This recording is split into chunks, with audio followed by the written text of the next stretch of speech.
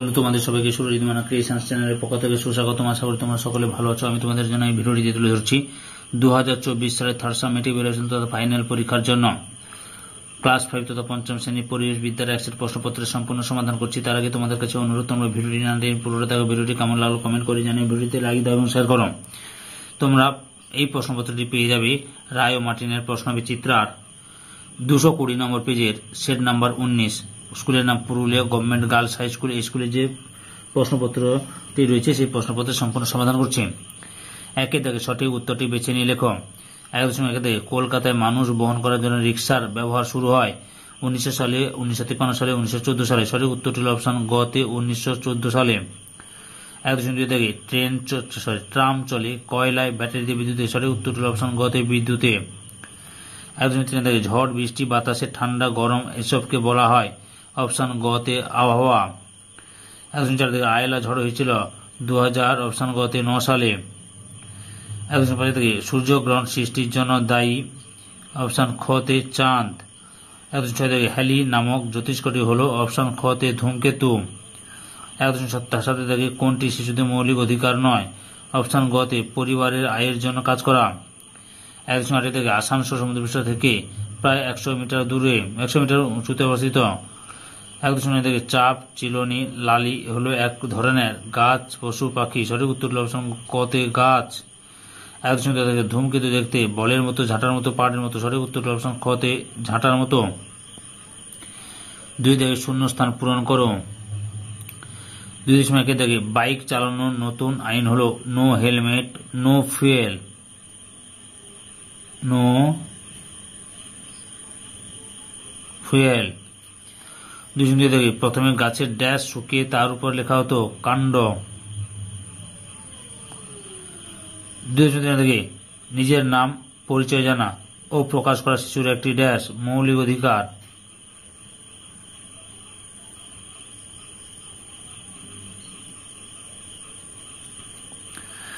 2.4 থেকে বয়স্ক মানুষদের প্রতি আমাদের ড্যাশ হওয়া উচিত সহানুভূতিশীল হওয়া উচিত।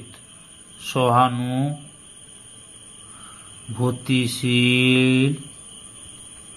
হওয়া উচিত।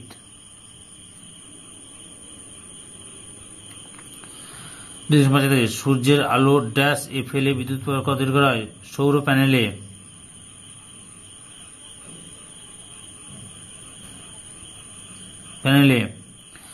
3 দাগে বিবৃতিগুলি সত্য বা মিথ্যা লেখ। 3.1 দাগে মেল ট্রেন হয় 12 বগির, মিথ্যা। সঠিক উত্তর 20 থেকে 22 বগির। তারপরে হচ্ছে 3.2 দাগে সূর্যগ্রহণের সময় চাঁদ পৃথিবী সূর্যের মাঝখানে থাকে, সত্য। 3.3 দাগে কয়লার ধোঁয়ায় সালফার অক্সাইড গ্যাস থাকে, শুদ্ধ সত্য। 3.4 দাগে সুনিতা মাহাতো বাল্যবিবাহের সমর্থন করেছিলেন, মিথ্যা। সমর্থন করেননি, প্রতিবাদ করেছিলেন।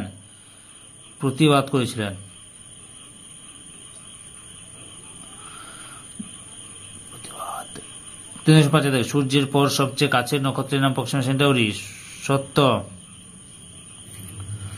তারপরে লক্ষ্য করো 4 দাগে নিচের প্রশ্নগুলোর উত্তর দাও। 4.1 জেলির শিশিতে সরকারি কি চাপ থাকে, FPO। 4.2 দাগে মুখ্য আর গৌণ জোয়ারের মাঝে কি হয়, ভাটা। 4.3 দাগে নৌকার হালের কাজ কি, উত্তর নৌকার হালের কাজ হলো নৌকার দিক পরিবর্তন করতে সাহায্য করে। নৌকার হাল। 4.4 থেকে মাটি চাপা পড়ে গাছের কোন অংশ থেকে কয়লা উৎপন্ন হয়, সার অংশ থেকে উৎপন্ন হয়, সার। গাছের সার অংশ থেকে কয়লা উৎপন্ন হয়। 4.5 থেকে ছা বই কি, অনেক সময় ব্যস্ত রাস্তা পারাপারের জন্য রাস্তার নিচ দিয়ে সুড়ঙ্গ তৈরি করা হয়, এগুলিকে সাবওয়ে বলে। যেমন কলকাতার VIP রোডে অনেক সাবওয়ে আছে। 5 থেকে নিচের প্রশ্নগুলির উত্তর দাও। 5.1 জলচক্র কি, উত্তর সূর্যের তাপে পুকুর, নদী, সমুদ্রের জল বাষ্প হয়ে উপরে উঠে যায়, উপরে উঠে ঠান্ডা হয়ে মেঘে পরিণত হয়। মেঘ থেকে বৃষ্টি রূপে জল পুকুর নদী সমুদ্রে ফিরে আসে। সূর্যের তাপে আবার পাহাড়ের মাথায় সঞ্চিত বরফ গলে জল ও পরে বাষ্প হয়ে উপরে উঠে যায়। এইভাবে জল কখনো মেঘে, কখনো বৃষ্টি, আবার কখনো বরফ রূপে আকাশ আর পৃথিবীর মধ্যে ক্রমাগত ঘুরতে চলেছে। একে জলচক্র বলে। টারবাইন কি? উত্তরটি লক্ষ্য করো।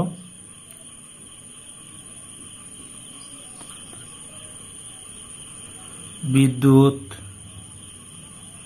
কেন্দ্রে মস্ত বড় পাখার মতো যন্ত্রকে টারবাইন বলে।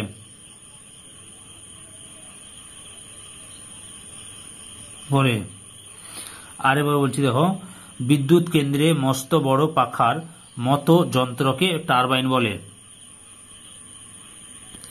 5.3 থেকে সূর্যগ্রহণ খালি চোখে দেখা উচিত নয় কেন? উত্তর, সূর্যগ্রহণের সময় অত্যন্ত তেজস্ক্রিয় ক্ষতিকারক রশ্মি নির্গত হয় যা চোখের রেটিনার ক্ষতি করে, এমনকি আমাদের অন্ধ পর্যন্ত করে দিতে পারে। এই কারণে খালি চোখে সূর্যগ্রহণ দেখতে নেই। 4.5 কয়লা ও পেট্রোলিয়াম কিভাবে তৈরি হয়? ভূ আলোড়ন বা ভূমিকম্পের ফলে উদ্ভিদ ও প্রাণীর দেহাবশেষ মাটির তলায় চাপা পড়ে যায়। হাজার হাজার বছর ধরে মাটির তলায় চাপ ও তাপে এগুলি পরিবর্তিত হতে থাকে। অবশেষে উদ্ভিদ ও প্রাণীর দেহের কার্বন অংশগুলি জমাট বেঁধে কয়লায় পরিণত হয়। পচে যাওয়া অংশ তরল হয়ে পেট্রোলে পরিণত হয়। সমাজভিত্তিক বন কাকে বলে?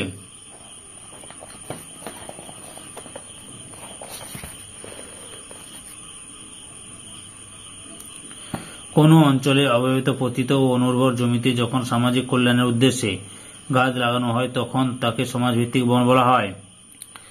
6 থেকে বাম স্তম্ভের সঙ্গে ডান স্তম্ভ মেলাও। 6.1 এক রকমের ডিঙ্গি নৌকা। খতে পানসি।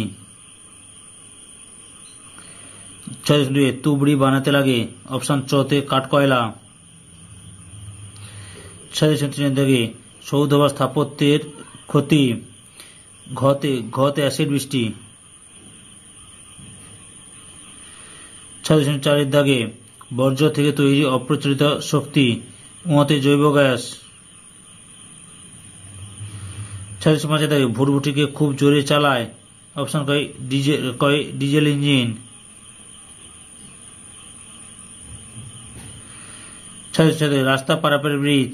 গতে ফুট ব্রিজ। 7 দাগে নিচের প্রশ্নগুলি উত্তর দাও। 7.1 খনি অঞ্চলে ধস নামার কারণ কি?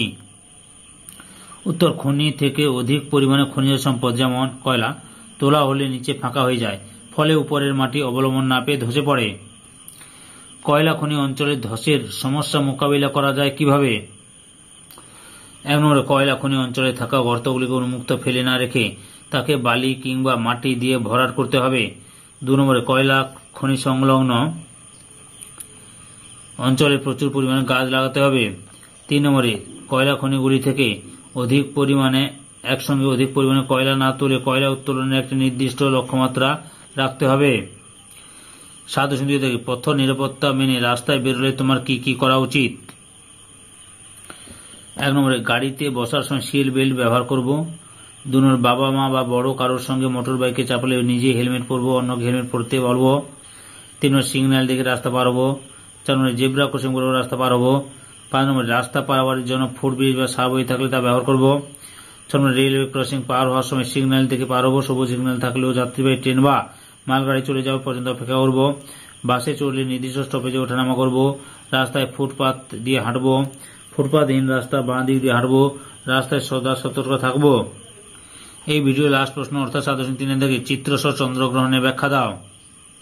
তোমরা প্রথমে এই ছবিটা আঁকবে, চন্দ্রগ্রহণের এই ছবিটা আঁকবে। ওকে, সূর্য, পৃথিবী, চাঁদ, চন্দ্রগ্রহণ, এই ছবিটা আঁকবে। কোন কোন পূর্ণিমার রাতে পৃথিবী যখন সূর্য ও চাঁদের মাঝখানে এক সরলরেখায় চলে আসে তখন পৃথিবীর ছায়া চাঁদের উপর পড়ে, ফলে চাঁদকে দেখা যায় না। এই ঘটনাকে চন্দ্রগ্রহণ বলে। সম্পূর্ণ ভিডিওটি দেখার জন্য তোমাদের সবাইকে অসংখ্য অসংখ্য ধন্যবাদ।